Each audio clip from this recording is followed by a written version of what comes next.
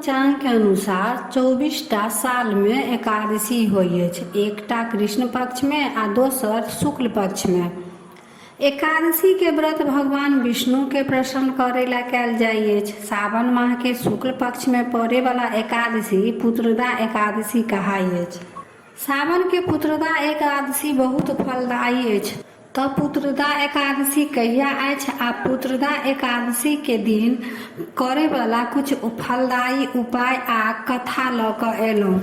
तऽ हम स्वागत करै छी अपन यूट्यूब चैनल मिथिला के नगरिया में। एहि चैनल पर मिथिलांचल से जुड़ल हर पाबनि तिहार के जानकारी, धार्मिक कथा आ पूजा पाठ से जुड़ल उपाय भेटत। तऽ एहि सब के जानकारी चाहे छी तऽ चैनल के सब्सक्राइब कर लिअ आ नोटिफिकेशन सेहो ऑन कर लिअ, ताकि हम कोनो नया वीडियो डालब तऽ सबसे पहले पहुंचत अहां तक। पुत्रदा एकादशी 27 अगस्त रवि दिन अछि। एहि दिन के एकादशी माता अपन संतान के तरक्की आ संतान के सुख वैभव ला करई अछि। जे माता के कोनो संतान नहीं अछि तऽ ओ संतान प्राप्ति ला सेहो पुत्रदा एकादशी के व्रत करई अछि। जे माता के कोनो संतान नहीं अछि आ ओ संतान के इच्छा से पुत्रदा एकादशी करे छी तऽ संगे संगे इहो एकटा उपाय कऽ लेब जे गुरु प्रदीप मिश्रा जी बतेने छथि।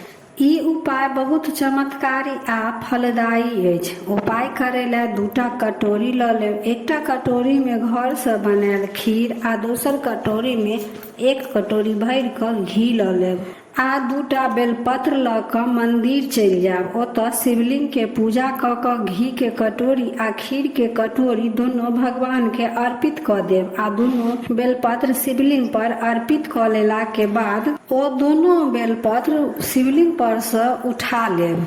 फेर मंदिर के चौखट पर एकटा घी के दीपक जरा कर राख देब आ ओतऽ बैस कऽ शिवलिंग पर से उठायल बेलपत्र एकटा चिबा चिबा कऽ खा लेब। फेर दोसर बेलपत्र घर आबि कऽ अपन पति देव के खाय ला दऽ देबनि। भगवान पर विश्वास कऽ कऽ ई उपाय जरूर कऽ लेब। भगवान भोले भंडारी जरूर मनोरथ पूरा करत आ एकटा सुंदर आ सुयोग्य पुत्र के प्राप्ति हैत। आब पुत्रदा एकादशी के कथा सुनू। द्वापर युग के आरंभ में महिजीत नाम के एकटा राजा राज्य करै छलाह। हुनका कोनो पुत्र नहीं छलनि।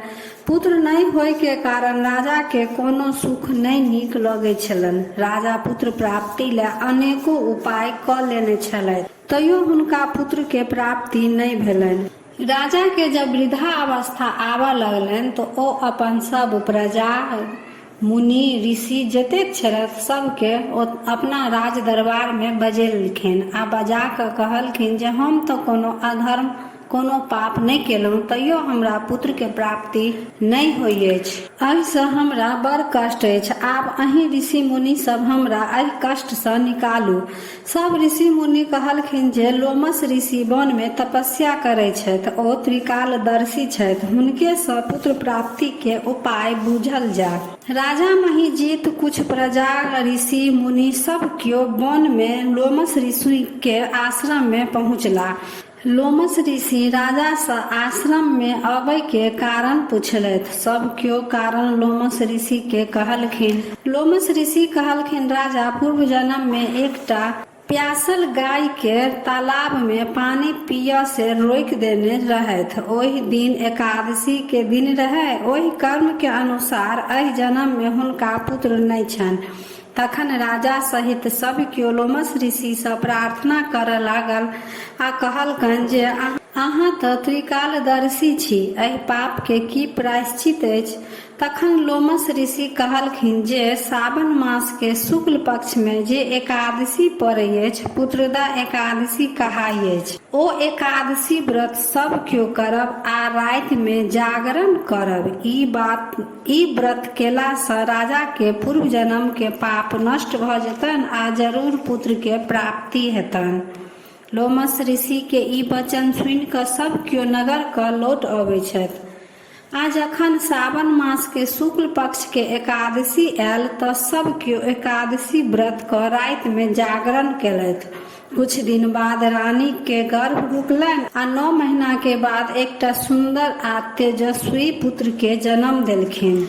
जे माता पुत्र के कामना करै छथि हुनका ई व्रत क कथा कर जरूर सुनबाक चाही। तऽ ई छल पुत्रदा एकादशी व्रतक कथा। तऽ वीडियो केहन लागल, नीक लागल तऽ कमेंट जरूर करब आ लाइक शेयर सब्सक्राइब क मैथिली भाषा के सपोर्ट करब। हर हर महादेव।